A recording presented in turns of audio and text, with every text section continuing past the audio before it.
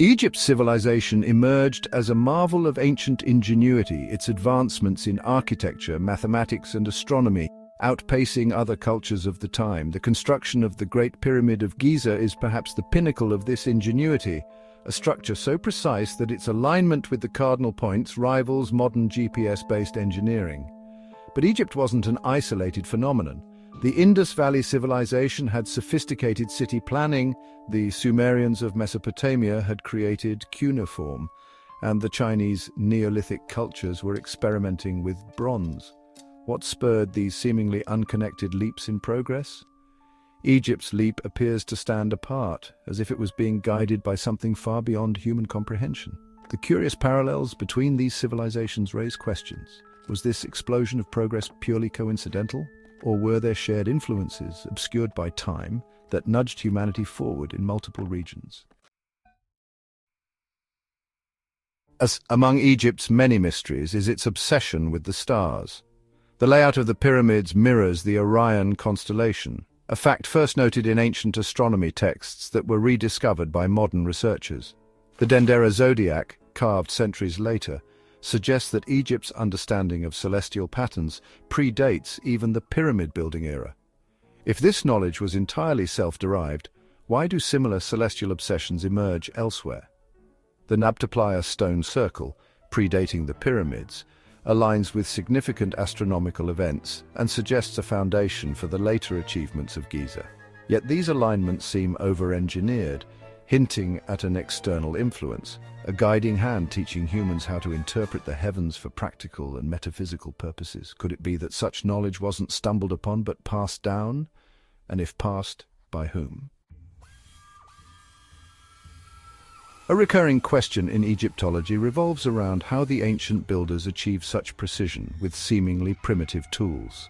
The granite sarcophagi of the Great Pyramid exhibit machining marks consistent with methods that require advanced technology, such as diamond-cut saws or drills operating at high speeds. These artifacts seem misplaced in their time, and archaeologists have struggled to explain their creation with copper tools and stone hammers. Consider the myths of the Benben stone, said to have descended from the sky and linked to the god Ra. Depictions of this stone often resemble a pyramidion, a metallic capstone believed to amplify energy. What if this stone was not merely symbolic, but a piece of technology left behind, now lost? Perhaps the very process of building the pyramids wasn't just about creating monuments, but about harnessing a forgotten form of power. The sarcophagi, the Benben stone, the pyramids, do they hint at tools beyond human capability? Could these tools of the gods have been a faint echo of something extraterrestrial, left to challenge humanity to decode their purpose? Egyptian deities often defy anthropological explanations. While some gods like Osiris and Hathor have human-like forms, others like Thoth or Anubis bear elongated, otherworldly features. Early hieroglyphic texts describe these beings as descending from the heavens to teach humanity, a theme echoed in the pyramid texts. These myths are not unique to Egypt.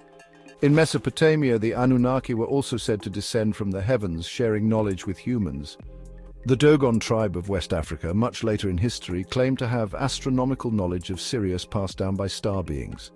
Was Egypt's pantheon merely symbolic, or did it reflect an encounter with beings so advanced that their presence became divine legend? The elongated skulls found at sites in the Nile Valley, often explained away as cranial deformation, add a physical layer to this question. Were these deformations merely ritualistic imitations of something seen, or were they mimicking beings whose form defied explanation? While Egypt built its pyramids, Mesopotamia was writing its epics, and the Indus Valley was establishing vast trade networks. Yet Egypt's technological focus differed. It seemed less concerned with trade and war and more aligned with creating monuments of permanence and power. This divergence is curious. Did Egypt hold a unique role as the guardian of a knowledge that others didn't fully possess? The Edfu texts, found inscribed in temples, describe a time when the primeval gods descended and established a perfect world order, a golden age that ended in catastrophe. Could this world order refer to a coordinated intervention across civilizations? Egypt's role may have been to safeguard a fragment of this lost blueprint, leaving behind only enigmatic clues for those who would come after. Egypt's sudden leap forward coincides with the moment humans began to master their environment in ways that seemed to defy a steady progression of knowledge.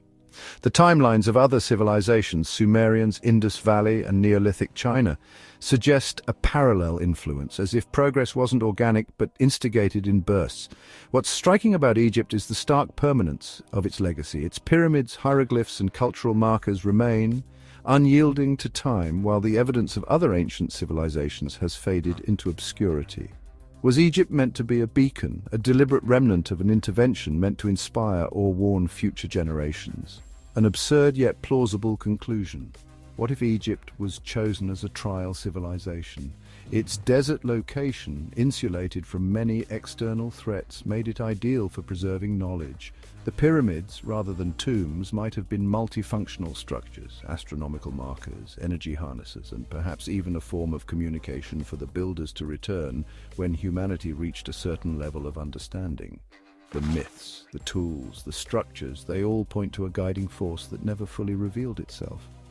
Perhaps the beings hinted at in ancient carvings weren't meant to be understood, but rather to leave an imprint, a faint memory of something greater. Are we merely scratching the surface of a buried truth? Could Egypt's greatness be less about what it achieved and more about the silent guiding influence that once shaped it? If so, who or what is still watching?